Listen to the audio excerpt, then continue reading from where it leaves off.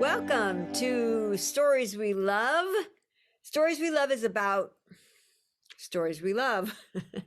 And on this show, we interview people who are doing something good for the world, good for people, good for animals, good for the environment, good for children who are people. And we want in this show, if you want, to open your heart, uh, open your mind, and inspire you in new ways. And today I get the honor of interviewing Dr. Sam Berne, and I will tell you just my own experience of Dr. Sam, because I met him one time. I have never taken a Facebook invitation ever, except for one from Dr. Sam Berne when he was going to be in Los Angeles, and I just didn't know why I was taking it because I have really good eyesight. But I went to his workshop, and my eyesight, I used to wear glasses, and my eyesight had gotten better naturally.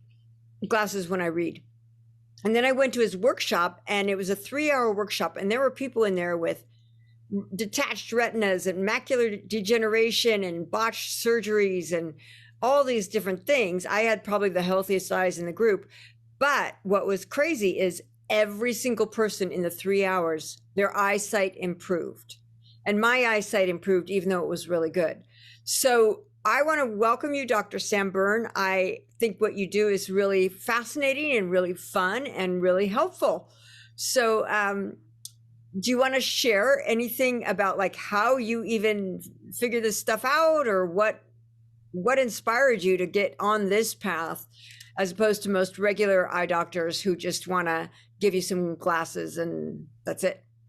So, Karen, thank you so much for having me on your show. I feel really honored, and it's great to see you again. It's been too long since I was in LA, and I do remember that workshop that we had a great time together. So, I got involved in vision improvement when I was about 8 years old, and I had a learning problem. Yeah. And my mom took me to a lot of specialists, and we ended up at an eye doctor's office. And I got a pair of nearsighted glasses, and I still had my learning problem, but I got through school and professional school, but it cost me my eyesight because I became very, very nearsighted. And I happened to meet a holistic eye doctor. I was from the East Coast, and I worked with him for about 6 months. And two things happened. The number one, my learning problem went away because he taught me how to use both my eyes together. And so I got depth perception for the first time. And the second thing that happened was my nearsightedness completely dissolved magically. And it was a major transformational stepping stone for me. And so I decided to devote my career in helping people learn to see. And fast forward a few decades later, and this is where I'm at. That is so cool. And I love how you had an issue that when you found the solution, you want to share the solution. And so many of the things that are problems for people, like in my life where I had chronic pain, I now have chronic pleasure. And so I like to help people get that, move in that direction from chronic pain to chronic pleasure. And I love that you had the nearsightedness and then the worsening of it during school. And now you have the freedom from that, which is so exciting because, the eyes are so important. I mean, there's so much you cannot do, like drive or lots of things you can't do. Although I do know some people who are blind who like play phenomenal violin or something like that. But in general, it's pretty tricky to get around if you don't have good vision, or if you just have to wear glasses or contacts all the time. And I know several people who have had LASIX and they got injured, from the LASIX. So that's tricky. And I even know an eye doctor who had an eye surgery. This guy was also amazing, and he did similar work to you. But I knew him like 20 years ago, but somebody did an eye surgery on him, somebody who knew, and he's blind in that eye. Now he's 100 years old right now, so it's not as big a deal. He's not driving anyway, but still, like you got to be aware that there's other things to do besides surgery and things like that. And so talk about like because I was amazed when I was in your class, your little 3 hour workshop, how much everybody improved and how fun it was as well. So talk about anything that you want to share about like what the basis of how you do this is. Like what's the essence of what you're teaching people when you say you teach people how to see? Tell me more. Well, in some of the research, and I even think it's more than this, but vision is in the brain. We see the brain as part of our vision equation, and the key word is neuroplasticity. So in neuroplasticity, the researchers have found that we can remap the brain at any age, not just as children. And so my work is about helping people remap their brain through their eyes. So we develop, eye issues based on habits, our environment, nutrition, stress, being exposed to toxicities. And if you can meet somebody like myself, you can offer new experiences through your eyes, change your perceptions, and that changes not only the physical eyes, but also the energetic of maybe what caused the situation. So, neuroplasticity is the key ingredient, and the other key word I like to use is play. If we go to a doctor and the doctor says you've got XYZ, and we become totally identified with that as, well, this is my identity now. Right. And my take on it is, well, let's dissolve the identity and let's focus on the positivity, on the pleasure. I loved your book, by the way. And Oh, thank you. so when we do that, the neurochemicals of dopamine and serotonin start to kick in, and we can get physical changes. And I want to emphasize at any age. Yes.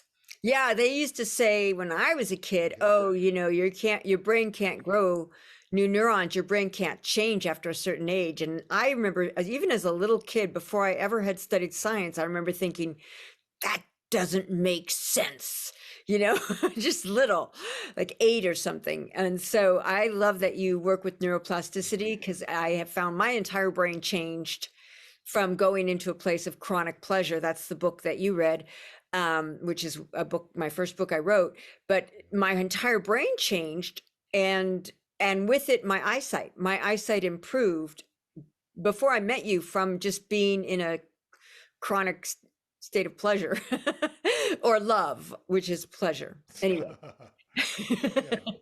Yeah. But it's just amazing how much better your eyes can get, and keep getting better. Like my eyesight keeps improving based on some of the things, because I had I think 1 or 2 privates with you as well, and you gave me other things I could do to enhance my eyesight, and I was just like, wow, this is so fun and so awesome. Let's talk a little bit more about the play, because it's so important in life, but also with everything and learning and with eyes.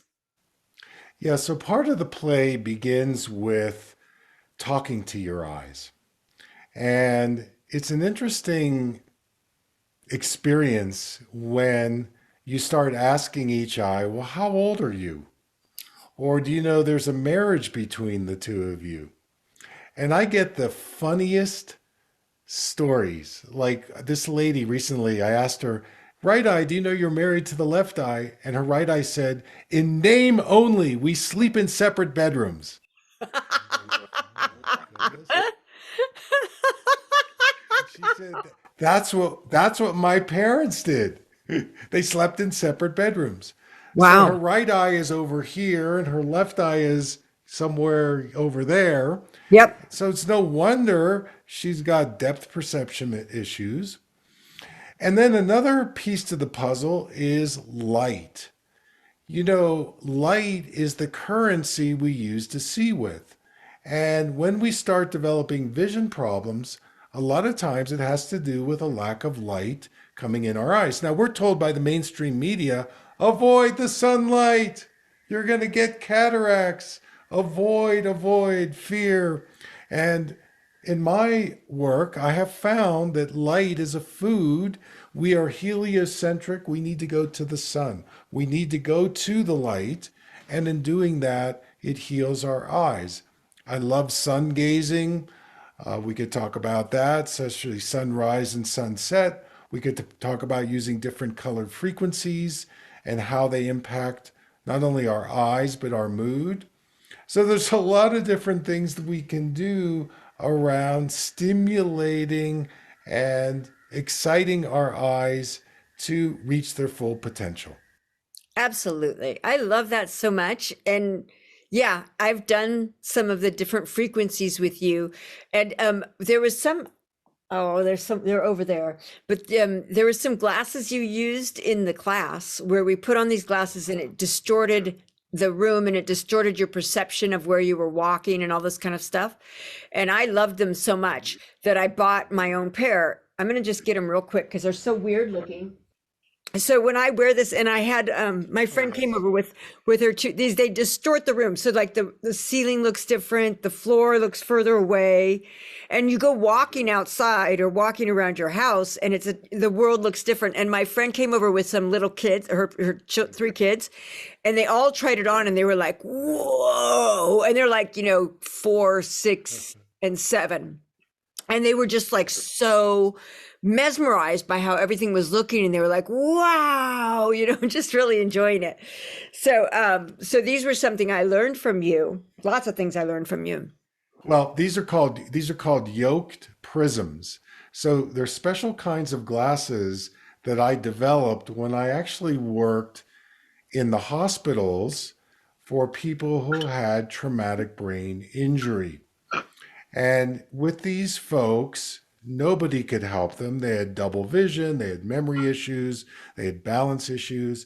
So I brought these special glasses to the outpatient hospital. And I remember the first day the physiatrist is looking, it was basically like, these people had no affect and they were just sitting, they were totally depressed. And I came in with these prism glasses, and by the end of the session, everybody was dancing and moving and laughing. And what these prisms do is they activate blind spots in your vision. And so, especially in trauma, what do? We suppress, we shut down, we isolate, we close in. And so, these prism glasses help activate, they help stimulate different aspects of your peripheral vision. So, it affects your balance, your orientation.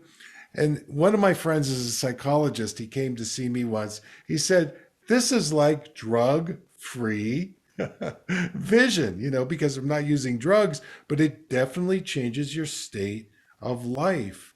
Yep. And so I And remember it's those in like the it's class, and people just got so animated. no, it's like being on some sort of almost like a mild hallucinogen. Not that I know anything about hallucinogens except Mhm. for when I was a teenager. But but it is a similar feeling, because you see energy with these glasses. Like when I look across the canyon where I live, I can see this blue energy around the trees when I wear these glasses. And it's a different, I don't see it. Well, I'm seeing it more now because I've gotten used to seeing it with this. So I'm looking for it now. But it's so interesting. So you can see things that you can't see normally because the glasses do something to distort something. I love it. I love it. And when you were saying about light and being exposed to the sunlight and you like sun gazing, so you do it in the sunrise. I do that too, and sunset. Sure. When I used to do retreats in Hawaii, a lot of times we would get out in the morning, before our dolphin swims. I could talk about that. And we would do sun gazing then. And then at sunset, when we would have our meditation time and sun gazing. So when you're out at sunrise and sunset, you're getting different frequencies of color in a very organic, natural way. And it actually is really great on the pineal gland level, a circadian rhythm level, a mood level. And you can start off with the sun gazing by directing your face to the sun with your eyes closed. I say the eyelids are like window blinds. So you're still getting some of the natural light in there, but you're not staring. You got to build up to that. But it is a practice for opening your third eye, open your Sorry. peripheral vision. Spiritually, I think it really opens up, um, your entire body. So I highly recommend stargazing, sun gazing, and especially where you live, you've got that beautiful Pacific Ocean. You can do the sun gazing, especially at sunset. So it's a Yeah. good one. Yeah, yeah, that's beautiful. And it's so you know, I learned, and you can confirm this or disconfirm it, but I learned that we have photoreceptors throughout our entire body. Is that, have you noticed that, or do you know that, or is that something that is somebody told me that is not accurate? That's true. It is true. Yes, So I try to go out that's naked with the with the morning excellent sun for in the fluorescent. afternoon. Yeah. Yeah. Yeah. And then also, Yes. Yes. I mean, to get the whole body. right, right. And then there's something called melanopsis or melanopsin. Do you know what that is? Hmm. So can you talk about Melanopsin. that? Yep. Well, it's a special pigment again that the light is activating that particular pigment, and it has a connection to our endocrine function, our pineal gland, and it's very interesting. We're finding the connections of all these types of photoreceptors and how it affects the brain, how it affects the pineal and the pituitary, and this is part of the expansion that we're getting in what is vision, what's in the eye. The eye is the window into our systemic and metabolic health. Studying Chinese medicine, we know the liver, the gallbladder, the large intestine, the colon, all of these meridians go to the eyes. So, by getting really good acupuncture and herbal formulas, you regain your eyesight.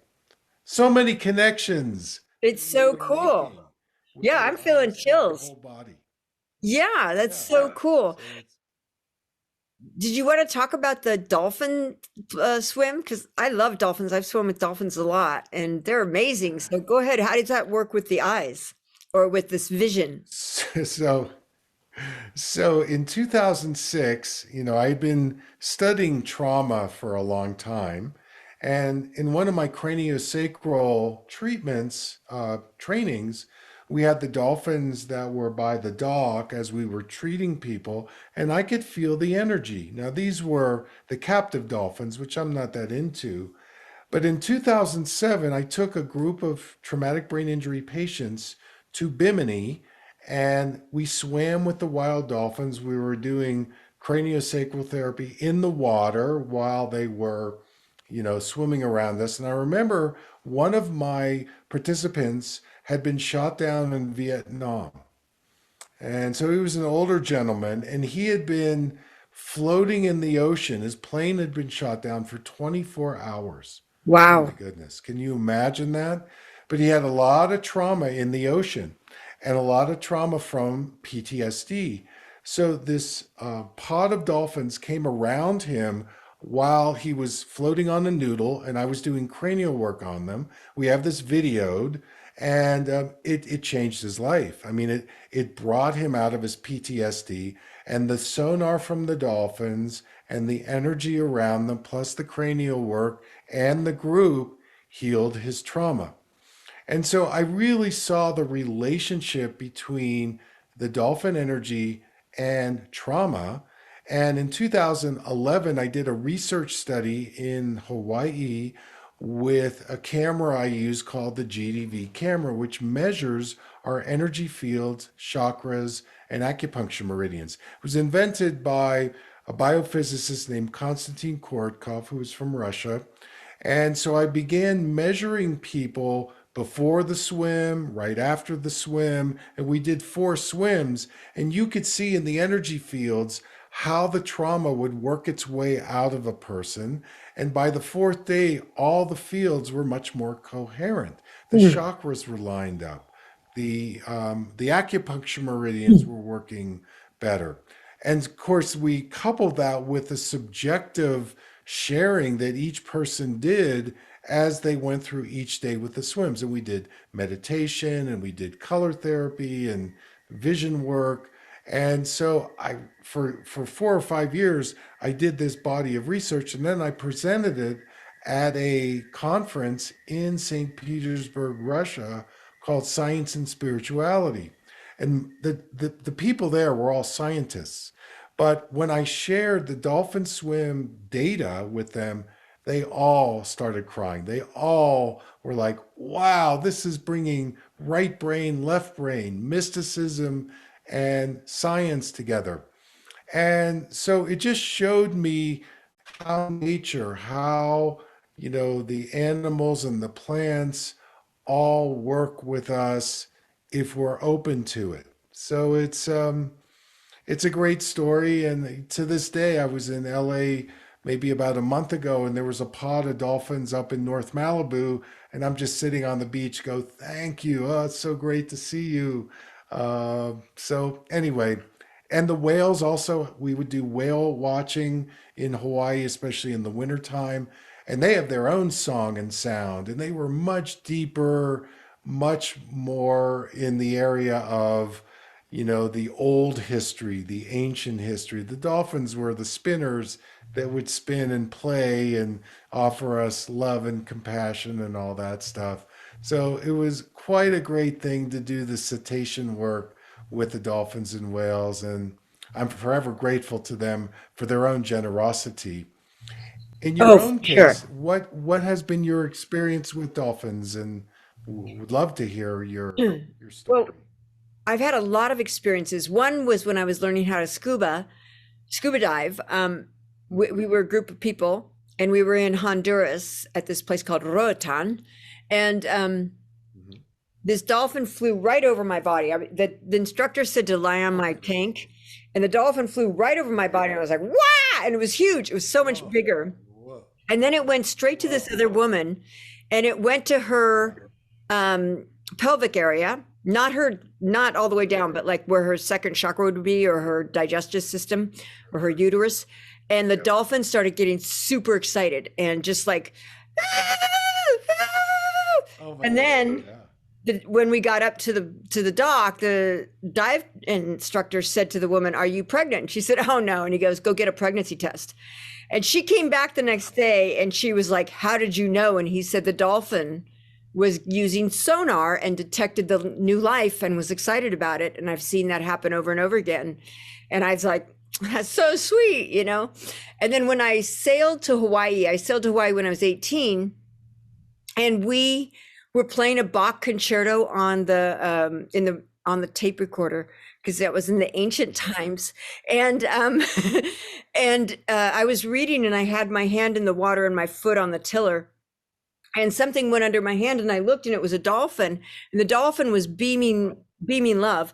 But I looked up, Yeah, sure. dolphins as far as I could see, thousands. I don't even know if it Oh was my a God. thousand or 5,000. It was just forever. And they were dancing to Bach. They knew the music, and there would be Oh like yeah. three over here that would go bam right on a crescendo, and then these other ones were keeping the beat, Right. and then these other ones were doing backflips, and it was like they went underwater and choreographed what they were going to do, and then they would all do it in unison. And I was just like, and it went on, and the sun was setting, and it was this beautiful Mm. sunset, and the dolphins stayed, and they might have stayed longer, but I couldn't see them after a certain point because we just had a little sailboat and we didn't have big lights.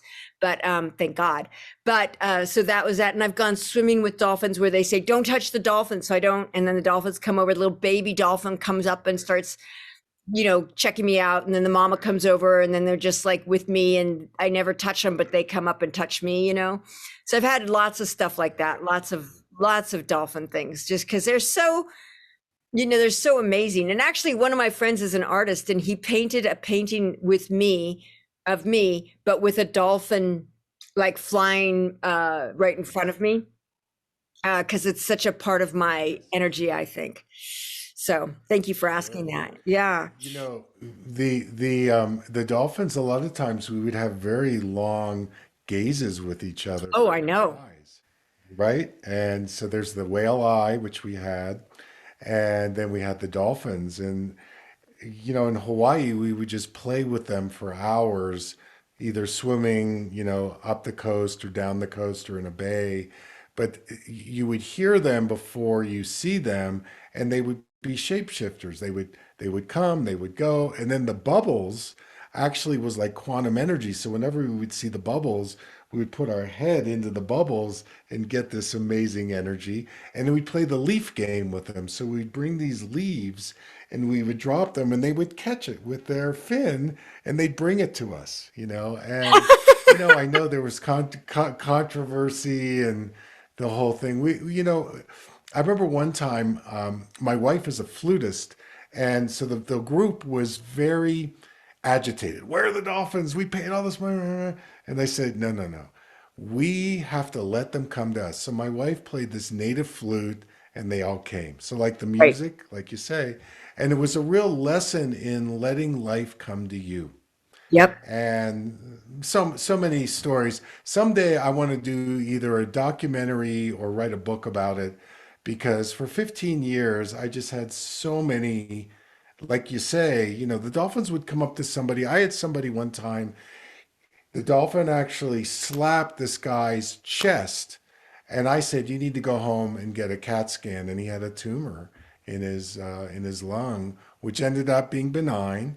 But yeah, they are such healers and wonderful, wonderful here to really help us. So, and like you say, the love that they would give, and the sensuality. They'd be making love three, four dolphins at a time, a little baby. I actually saw one time a dolphin giving birth to its baby while we were out swimming. And so it was so many experiences. It was so fun. Mm. And yeah, it's a nice thing to share with you. It was Yeah. such great times. Yeah. Yeah, they're amazing. They're so brilliant and they're so wise. And whales too. And did you know that every pod of whales has a different song and that the songs are I didn't similar know to that. American ballads? And so when two different pods come together, the one pod will start singing the song and then another pod will start singing their song and then they make a new music. Isn't that Wow. cool?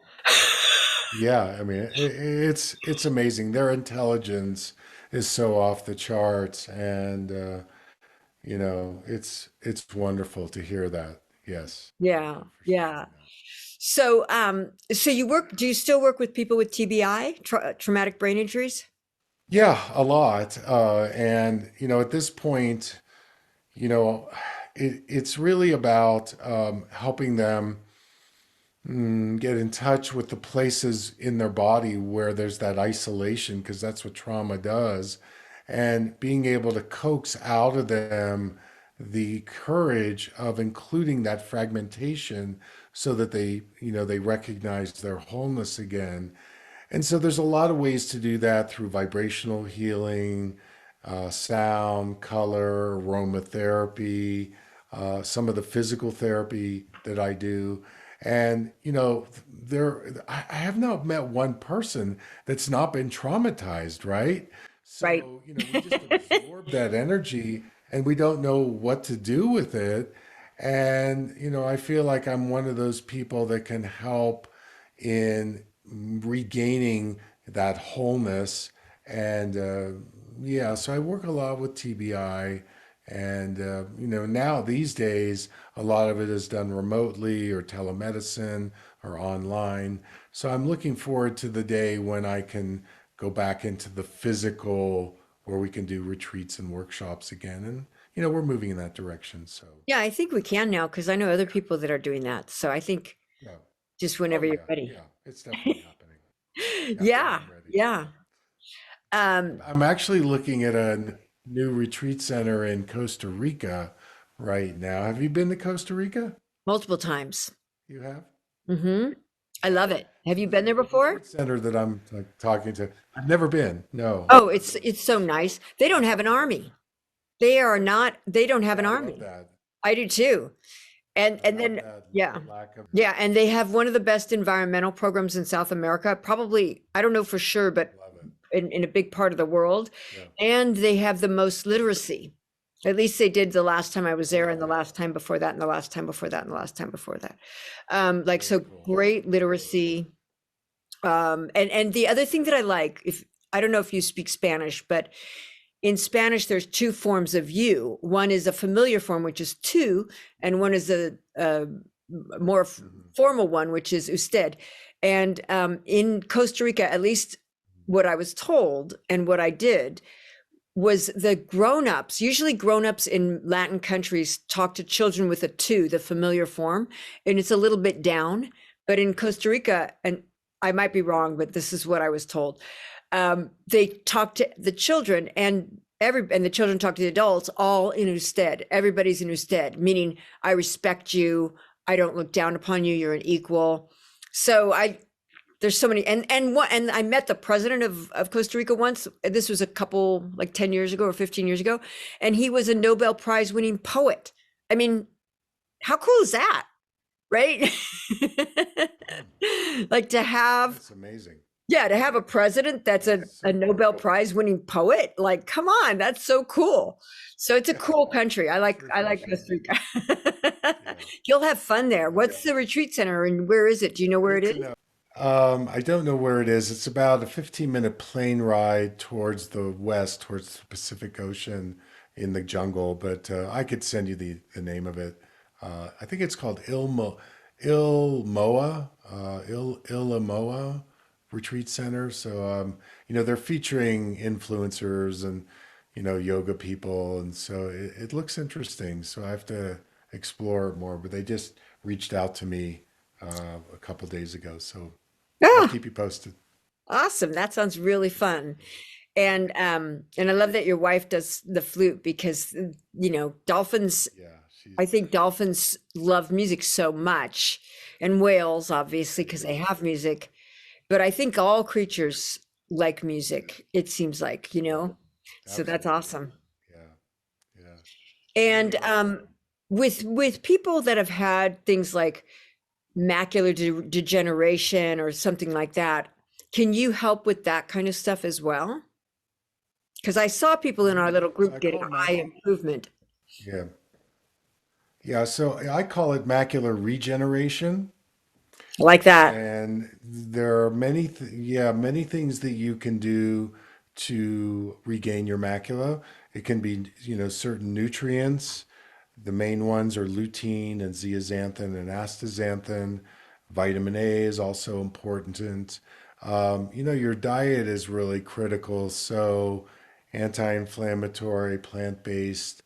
The retina is about 50% fatty acids, so healthy fats and oils are really important. If you're on screen time, the blue blocker is also Yes, I important have as them. well because that dries out the macula. Yeah, I think you have them somewhere. I And have then the many. physical therapy where you're engaging the peripheral, where you're not just relying on the macula. But there's a lot that you can do. Now, with the wet kind, which is a little more serious, that's a pre-diabetic condition. You could be exposed to mold or heavy metals. So you have to do a little more technique in the area of functional medicine to suss out as a detective, well, what's causing the fluid to build up behind the macula? But using functional medicine and acupuncture, you can reduce the need for getting those nasty injections, which are monthly, which don't do much. They help on a symptom level, but you really need to change systemically and metabolically. And there's even an emotional component, I'm sure, as well. For But there are a sure. lot of things you can do, not only to reverse macular degeneration, reverse cataracts, to reverse glaucoma, and any other eye diseases. There are many natural techniques that I've developed, and you can go to my website. I probably have at this point over 1,000 free video blogs. Type in the condition and you'll get me for a few minutes and I lay out the protocol and it's all free. So it's great. And or you can find me on Facebook Live on Wednesday nights, Q&A, 6 p.m. Mountain Time, my podcasts. So there's a lot of ways that you can connect with me without having to pay. And then, of course, if you want more, then, we can do workshops or private sessions. But my mission is to bring it to the masses. And so far. It's working just great. So, and people Absolutely. like you being generous, having me on your podcast, I appreciate. Thank you for that. And here we go. So it's just a fun time for being able to, share our passions, as you are Yeah. too. Yeah, and it sounds like you're really, you have so many ways that you can contribute. Do you do the acupuncture yourself? At this point, I have colleagues that I send the acupuncture to. There's so many hours in the day, right? And I'm Right. just so busy as it is. So I've got, a really good network of acupuncturists, naturopaths, functional medicine doctors, and so on. And, I just recommend them and they do a stellar job. So, I try to stay within my zone, just time wise. I just can't see everybody. But Right.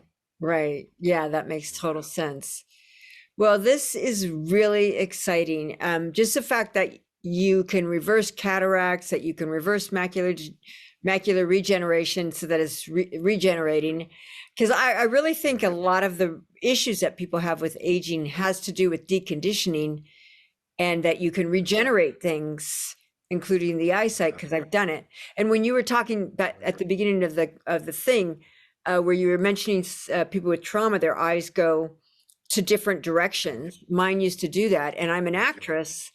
And when I would look at a script, Right. I couldn't read the script. I'd have to memorize every Oh, audition because oh. I couldn't see it because I didn't know my eyes were going Hmm. crooked, but then I found out that they were going crooked, Oh, and it was like the guy yeah. said it's like you're got a horse-drawn carriage, and the horses are trying to go left and right, and you're trying to go straight, and it's Yeah. not going to work, you know.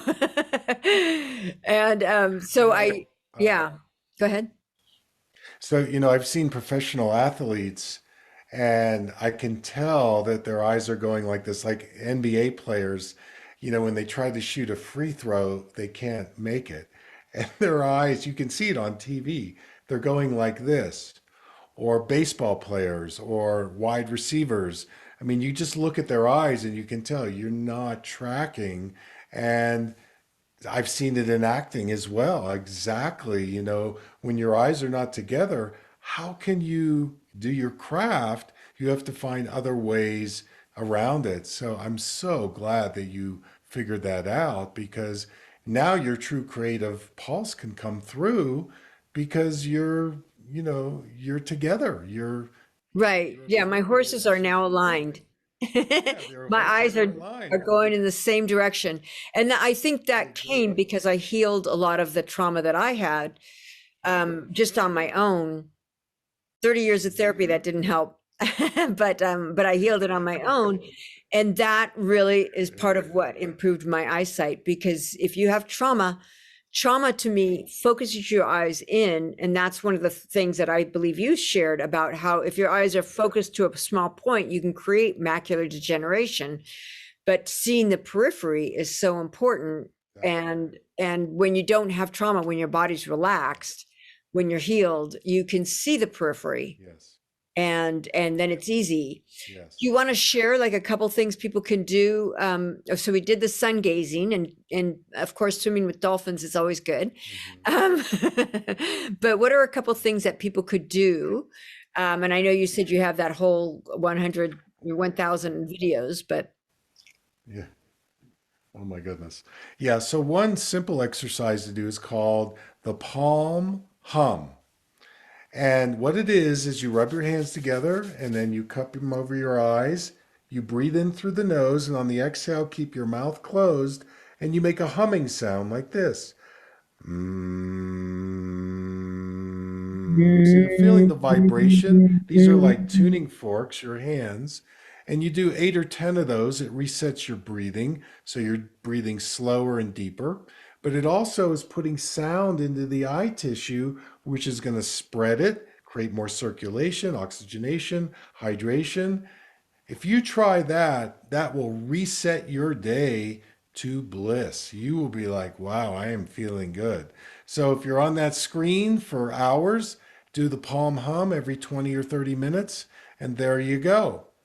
Number two, I would get at least 30 to 60 minutes of natural sunlight every day without your sunglasses.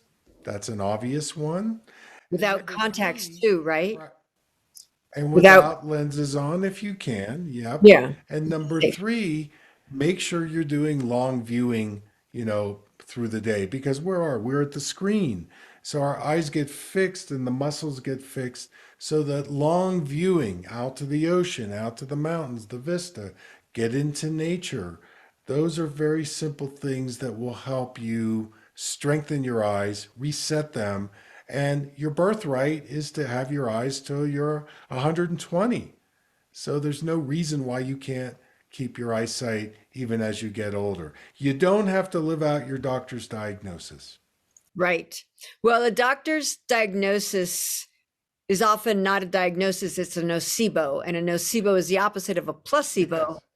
Yes. And when there's a Yes. nocebo, what a lot of times what people will do is they'll say, "Oh, I have this problem," and then they just believe it. They take the authority. And I've seen people, the doctor will say you have 6 months to live, and I've watched them die literally 6 months later.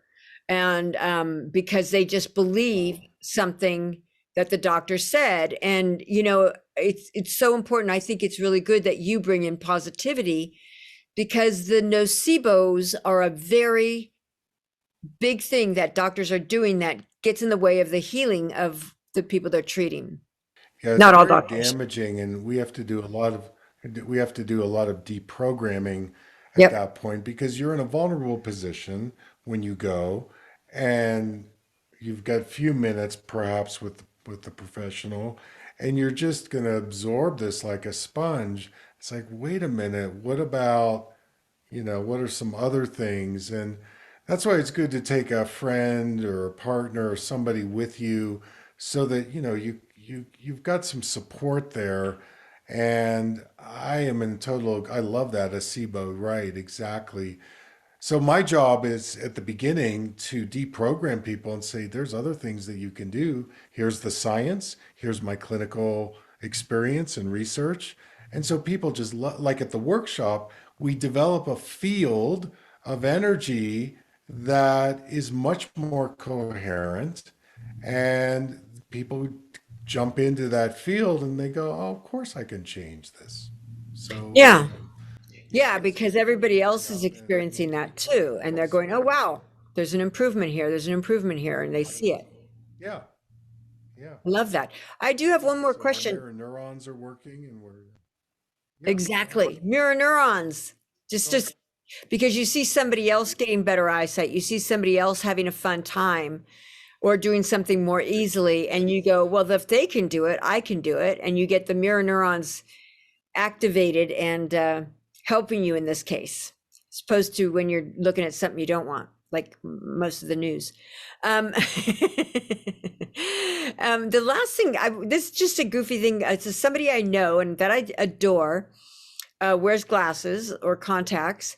And she told me, I had said, "Oh, you should look up this guy, Dr. Sam Berne, because I said he can help your eyes, so you don't have to wear the glasses." And she said, "Oh no, I did eye exercises when I was a kid.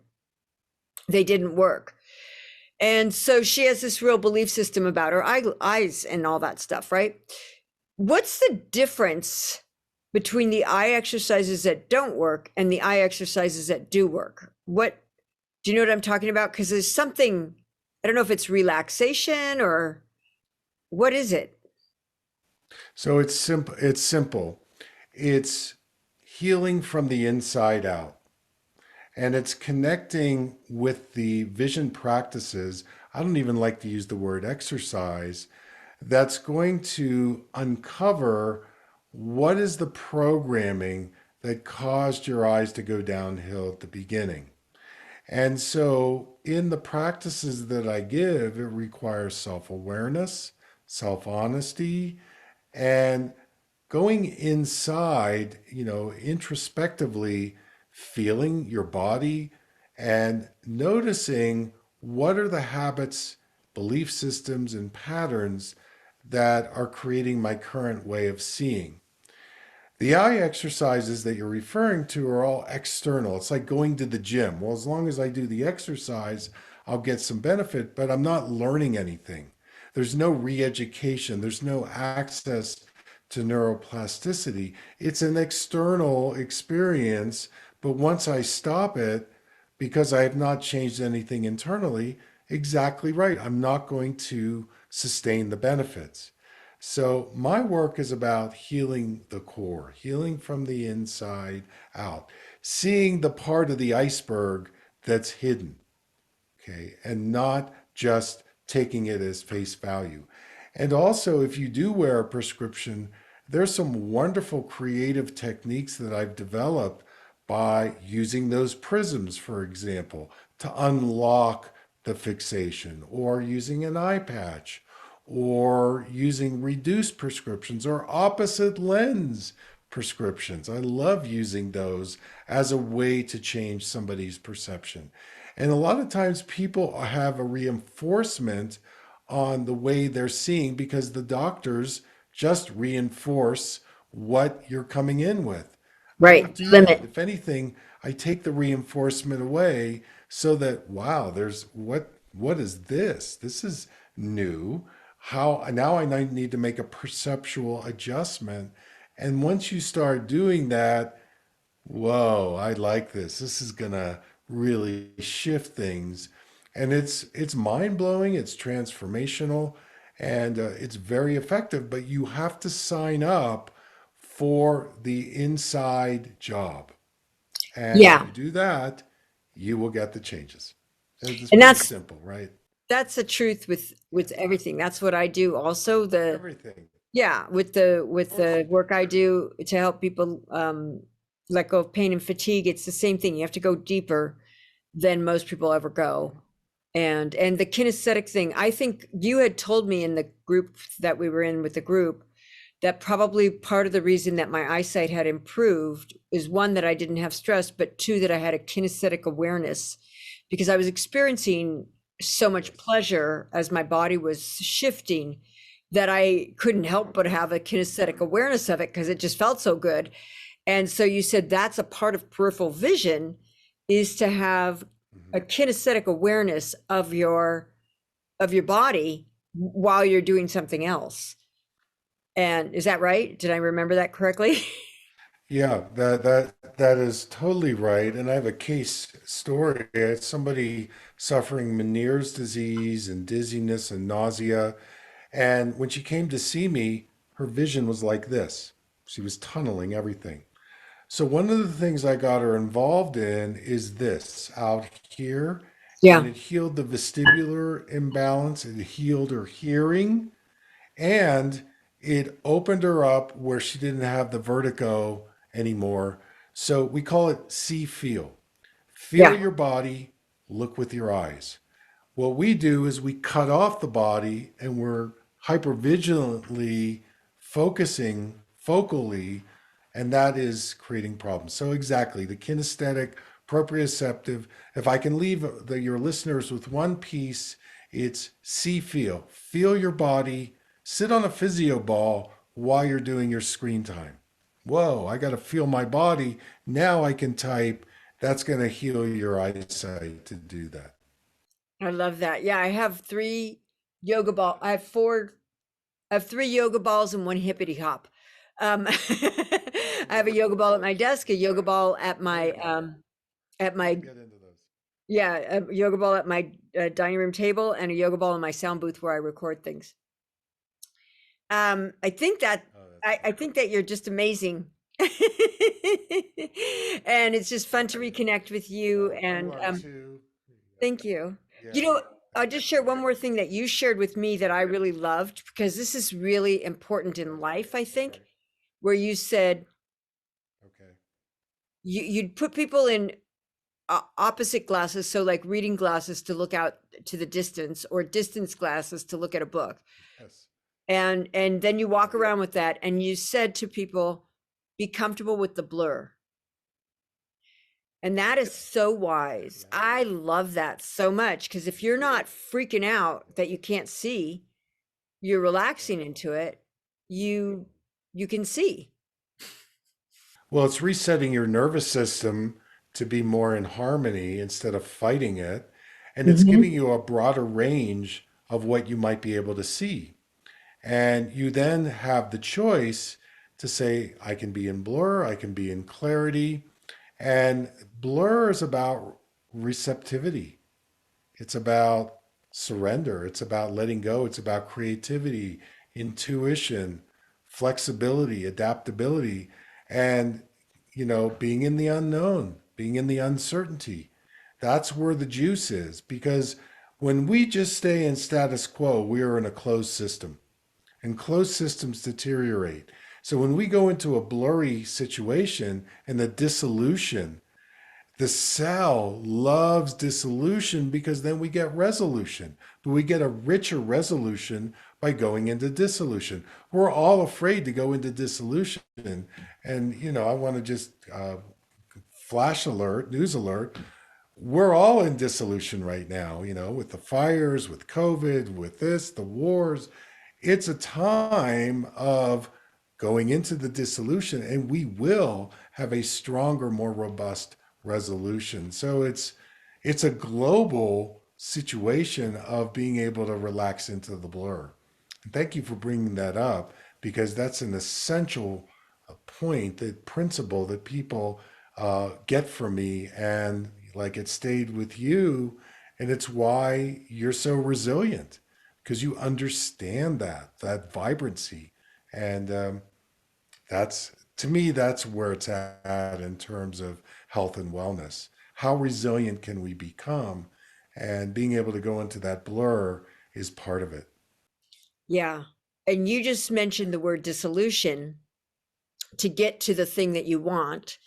And I did some I did a butterfly raising thing where I got, the little eggs of the butterfly and lots of milkweed. Boy, did they eat a lot.